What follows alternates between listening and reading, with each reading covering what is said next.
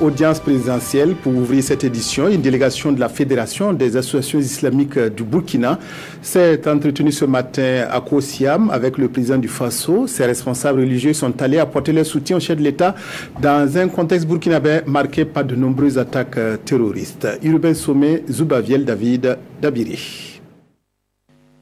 La Fédération des associations islamiques du Burkina témoigne ici son soutien au président du Faso dans son combat contre l'extrémisme violent. Cheikh Sidi Mohamed Koné et d'autres chefs religieux réaffirment leur volonté de contribuer à l'éradication du terrorisme qui, souvent sous le couvert de l'islam, sème la désolation.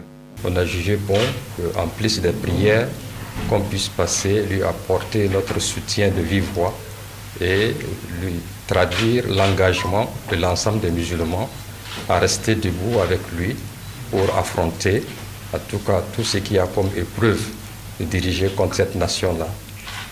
Et nous faisons partie de cette nation. Donc on ne peut pas être en marge des difficultés. Voilà pourquoi on est passé lui apporter de vive voix notre soutien. Notre communauté n'a rien à voir avec cela. Comme toutes les autres communautés, nous sommes frappés au même degré.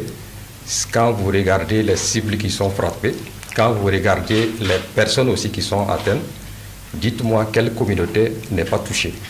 Et pour le chef religieux, il faut une synergie d'action dans ce combat, d'où son appel à la dénonciation des prêches dont les contenus incitent à la haine de l'autre.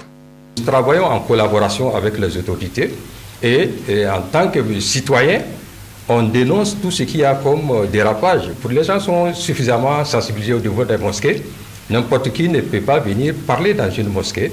Et aussi, le système de surveillance est tel que tous les mouvements suspects sont systématiquement notifiés au niveau des autorités. C'est à ce prix, selon Cheikh Sidi Mohamed Koné, que le Burkina arrivera à bout du terrorisme qui, à ses yeux, ne colle à aucune doctrine religieuse. Du reste, il appelle toutes les communautés religieuses à s'unir dans ce combat.